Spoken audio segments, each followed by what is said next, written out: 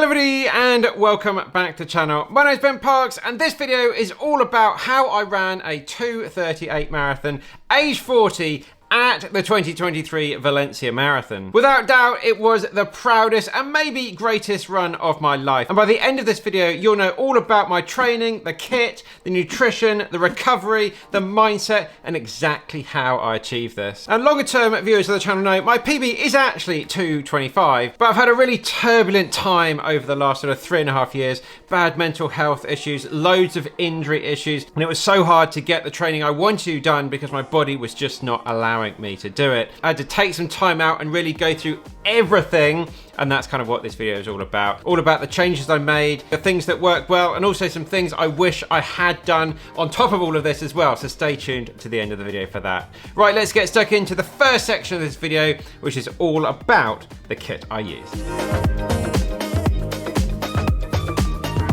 I'm going to talk about lots of different products and things in this video. Everything I talk about, everything I mention, everything I do, everywhere I go, everything I use, I bought 100% with my own money. We don't have a relationship with any companies. I'm not trying to promote anything other than our amazing running hats, which of course we do sell on the website. So check out those because that enables us to do what we do and we're so internally grateful. So thank you so much. Right guys, let's have a chat about all the fun stuff, all the kit we were using for this whole training block and the race.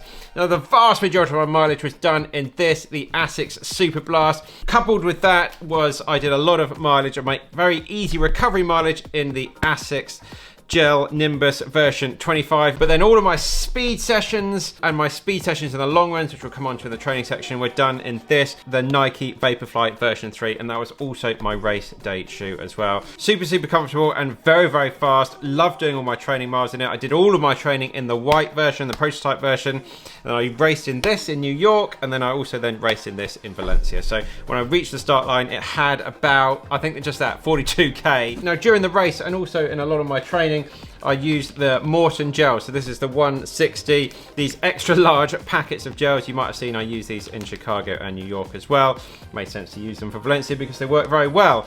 I had these every 45 minutes or so. So 45 minutes, 90 minutes, 2 hours 15. I did have 4 on me. I just could not get that last one down. I was just feeling really icky. Maybe because I had quite a lot of the Morton 320 in the morning before the race. Well, I just had this whole packet. I just think I was just Mortoned out, but it didn't matter. My energy levels never actually really dropped off during the race. Yes, it got harder, but I didn't hit the wall or anything like that, so we were all good. During my training, all of my long runs, I had just the Morton 160 or 320, which I picked up, and also the Morton gel. So training and race was all exactly the same, all tried and trusted stuff that I know works really well. Now, also on race day, I had some electrolytes in the morning. So I can't remember what I had, but it was either one of these or one of these, the precision hydration or these fizz ones. But again, I had these pretty much every single morning when I get up in the morning before I go on every run I go on, just to have some electrolytes to start the day. Then in terms of kit, just have my own Soar singlet on, Ben Parks branded. That's just come back into stock now, so if you want to pick up a Soar singlet, then check out the website benparks.com. My regular Soar shorts, and then my Garmin watch, which is just here, and we'll put up my data fields up on the screen now that I used during the race. Distance at the top, then average pace on the left hand side for the whole race I'm on, and then lap pace, which just gives me the pace of the kilometre that I'm running it. So I was trying to run at 3:45 a k, so every single k I was just checking that lap pace and making sure we were ticking them off, and then just the timer at the bottom of the screen as well. Didn't really look at the average pace too much because the course is never going to be that accurate. Just as I'm going around, just focusing on that lap pace just for that kilometre, and just keep ticking off those 3:45 ks. And then breakfast on the day was just my regular standard bagels, 2 bagels, peanut butter and jam. I've done it for years, it always works really well, and I had that around about 2 hours I think before we started the race. Then we jumped in a taxi and went down to the start line. With my training, there were no real obvious changes. My training philosophy is always a lot of low heart rate running combined with a really intense speed session during the week and a solid long run with marathon pace or faster blocks in it during the weekend. You see this in all of our training plans, and I see all the results that you guys get out there with those training plans as well. But one thing I really did change was I just took a really back to basics approach to when I ran that 2:25. This is basically just training out in the local park just outside my flat here. No excuses, not trying to find perfect conditions to run in all the time, perfect weather, perfect flat surfaces and all this. It's just write my training plan and get out there and just freaking well do it every day, just building that consistency and just getting the sessions done just like I used to. Now, if I look at the distance I ran each week, these are the 10 weeks of training. So it's 140k, 145k, 145k, including the Chicago Marathon, where there was no sort of taper going into that race. Then 100k recovery week after that, then 150k, 150k, 126k, kind of tapering down a bit for New York because I was really worried about how hard that race was, and it went really well. Then 66k recovery week after New York. I was a bit beaten up after that.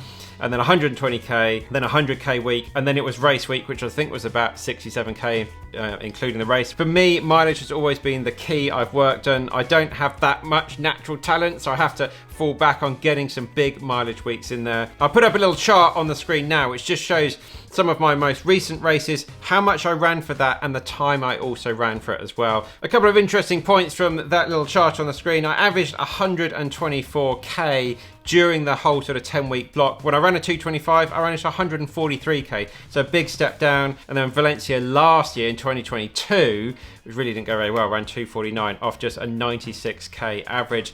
So you can really see, the more I run, the faster the marathon times are. It's always been that way throughout my life. So a lot of people ask about key sessions and things, just like doing utter basics, 6 bar K at 5 to 10k pace off a 90-second walk, and then 5 bar K, 1 fast K, then a recovery K, doing the fast Ks around about 10k pace and recovery pace, just an easy pace. Normally do exactly about a minute slower. So this was about 3:15 a K and then 4:15 a K for me. Another one, 3 by 8 minutes, around that 10 to half marathon pace. These are just my absolute weekly staple during the week. And some long runs we got in there, 3 by 5k progressive. These started out around about marathon pace for 5k and then just got a little bit faster, just working harder towards the back end of a long run. Another one, just 5k, 4k, 3k, 2k, 1k with off equal recoveries. So the recoveries are decreasing as well. Again, just trying to get that nicely progressive. And then doing the Chicago Marathon as a kind of a progressive run. It's a bit of an accidentally progressive run, but that's just how it worked out, with every 5k getting faster than the one before all the way through. It's a fantastic way to do a training run. Absolutely love that race. One of the best races I've ever done. And also New York was just one to really beat up the legs. The elevation in that was really, really tough. A lot of people had their doubts whether doing this was great. It's difficult for me. I wouldn't recommend doing 2 marathons in the lead up to your actual marathon. We're trying to create content, have fun with our running, and just live the best life that we can. And that does sometimes mean doing some things that are a little bit odd. But luckily, it was all smiles in the end. And then in terms of the race, well, obviously the goal was to kind of run sub 240. So I set out with a goal of 2:39, get to halfway in 1:19:30. We went through halfway in 1:19:28. So 2 seconds ahead. And then the second half of the race was a 1:19:25 for a 3-second negative split. Get in. 2:38:53 was the overall time. So long-term viewers of the channel, I'm pretty much plant-based 99.9% of the time. In the flat, we try and stick to it as best we can. We're traveling, it is sometimes not that easy. But it works for me. It might not work for everybody, but it's always worked for me and my running. The trouble with that, and trouble with any diet basically, is you can eat absolute crap. And over the last few years, with my sort of mental health issues, you end up reaching for the bad, ultra-processed, sugary things in the supermarket, comfort eating, all of that sort of thing. And that was definitely creeping in. So energy levels really low. One of the big changes I made was not just to eradicate all that sort of stuff, don't never go completely cold turkey, but just to get back to cooking good, honest, wholesome, nutritious foods that we used to do all the time. Just really reconnect to the food that I was eating, which had really been lost. And it was just showing in my ability to recover and perform was just not there because of just what I was putting into my body every day. If I give one bit of advice to any up and coming runner, it really would be teach yourself how to cook. It is just so important in running. A couple of cookbooks I really like was Shalane's cookbook here, The Rich Roll Plant Power Way. Me and Sarah set ourselves a real goal for this year of cooking a completely new recipe every single week of the year and really enjoying it so far. We've just made our own hummus for the first time. Hydration was a massive thing. I bought myself this huge glass. This is a whole litre you can get in here, and just making sure I have that as soon as I get out of bed in the morning. Electrolyte tablet in there as well. And also I have been trying out this AG1, which is more of like an experiment this sort of like green powder with like pro and prebiotics and stuff in that. And I've been sticking with that since the start of September. So we're coming up to 5 months. We've got a video all about that coming up very soon. But one of the things that got me into that was just trying to improve my gut health, basically. In all the research I was doing, trying to get a load more variety of plants into my body each week, trying to eat the rainbow, challenging my gut and giving it some more interesting stuff that's going in there rather than just the same bland stuff every day. But by improving the nutrition, my running has improved so much. Right, recovery, and I feel I've also made some big improvements here in this section. A lot of it down to sleep. Now I think it was Stephen Scully talking about this a few years ago, this Calm base, this magnesium drink. I don't know if he still uses it, I don't know if he ever really used it, but I got this and I've been trying to have this pretty much every night before I go to bed. It's just this sort of white powder. Don't take that through an airport. And I can't tell you how much it has improved the quality of my sleep. Well, actually, I don't know if it's improved the quality. I don't measure any of that sort of stuff. But I just feel so much better. I'm sleeping so much better, sleeping through the night. And yes, that's made a real big difference. A lot of you have said, can you get the I think it's Pillar magnesium supplement in? Because you've been testing a few different things that influencers like to recommend. So yeah, I'll get that ordered up and see how that compares. Another big recovery thing you might have seen in some of my videos is the R3 recovery roller, just rolling out the plantar underneath my foot with this. Do this all the time, 2 to 3 times a day, because so many of the lower leg injuries I was happening were not related to my broken ankle and all the metalwork in there, but just kind of related to that plantar coming up, giving me some calf issues, soleus issues and all that sort of thing. So just doing this religiously 2 or 3 times a day has helped that massively so much. Also, after pretty much every run I go on, well, actually I can't say that, every run, nearly every run I go on, I'm making my own recovery shake, just basic Science and Sport Rego mix. When we do travel to go and do some of my long runs, I go out to sort of in Woolwich and just making sure I've got that ready mixed to go as soon as I finish my run. And then another change I made with my recovery, a bit of an odd one, was basically having less massages, not more. But I was seeing my massage therapist pretty much every single week, and Josie is fantastic, but I really was finding myself just running to her for every single thing that goes wrong. So I just spend a lot of time working through little issues myself and just then seeing her every couple of weeks basically just to flush out my legs. And I just found I was just that much more in tune with my body. I haven't got it here, but again, with my influencer product testing, some of the Pure Sport Muscle Balm, working that through any sort of issues I was picking up and just really sort of connecting with my body a lot more, seeing how it's feeling, see how it was responding to things, rather than having to rely on someone else. Obviously, if you picked up a bad injury or you're worried, go and see a physio, go and see a sports massage therapist. These are just little aches and pains, and I just felt it better working through those myself.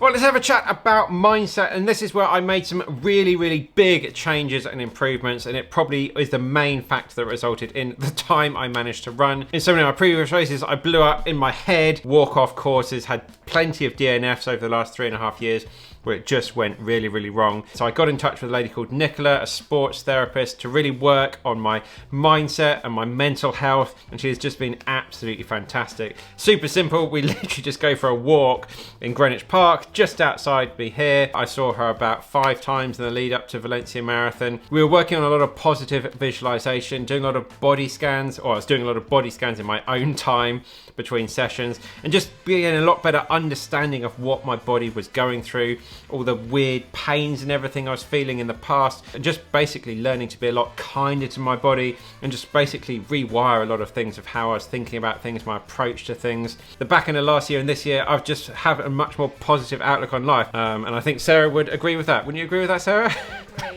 Another thing I did in a race which I've never done before, well certainly not in the last few years, was actually listen to some music. Now I actually ran with my aftershocks on, and then I didn't want to run with my phone because it's so heavy. So I actually went out and bought, it's actually dead, I haven't used it since, this little mini iPod. I think this is an iPod Nano. These things haven't been around for about 10 years. And then just loaded on the same album, which is just an artist called Jerry Cinnamon that me and Sarah really like, the same album that I listened to on every single session and every single long run. I just listened to this album again and again and again. So when I was there on race day, going off the start line, it just felt like exactly another training run. There was no special occasion, nothing to get nervous about. My body just felt exactly the same as the Garmin beeped. and the music was on in my headphones. I was just out there for another run. It helped keep me so much calmer during the race. And then the beauty with running with the aftershocks on, I can still take in all the crowd noise, I can still chat to some other people around me occasionally, and then those quieter sections, or when my head started to go a little bit, it just really brought me back, kept me focused on exactly what I was doing. So that was a really big thing during the race. And then finally, the last change was doing those 2 warm-up races. I can't emphasize enough just how positive that was. Just doing races with no pressure, just going out there with a GoPro, let's just go and have a laugh. And Chicago and New York, and the pressure was off. It didn't really matter. I still wanted to have a good run. I still wanted to run as fast as I kind of could while being sensible. But just having that, getting the love of running back, running through my veins again, making some fun videos, it really made a big difference. Come race day, we've had some really good marathon experiences to draw upon. So I say definitely do a lot of warm-up races. They can be really good, not for just practicing your pace, practicing your nutrition, just practicing being in that race environment and having fun again without the pressure. So what does the future hold for me and my running? Well, if I've learned anything through this period, you're never too old to still improve, still learn, still get stronger, and still become a better runner. Do I think I can run on a 225 again? It's certainly possible, and I'm so charged to try and get out and do this. If not this year, then the year after. I'm just going to keep on learning, keep working as hard as I can, and keep being proud of what my body allows me to do. Now, at the start of this video, I said there was one thing I really didn't do that I maybe wish I did, because the whole sort of thing of what I was trying to do in this training was to replicate what I did in my 225 training, and I didn't do a single visit to the gym, and I didn't go on my cross-training bike once, and I didn't do that at all in this training block either. I really hate going to the gym. I don't mind going on the bike, it's okay, but I don't love it anywhere near as much as I love my running. I never really struggle any day to get out the door. Absolutely love it.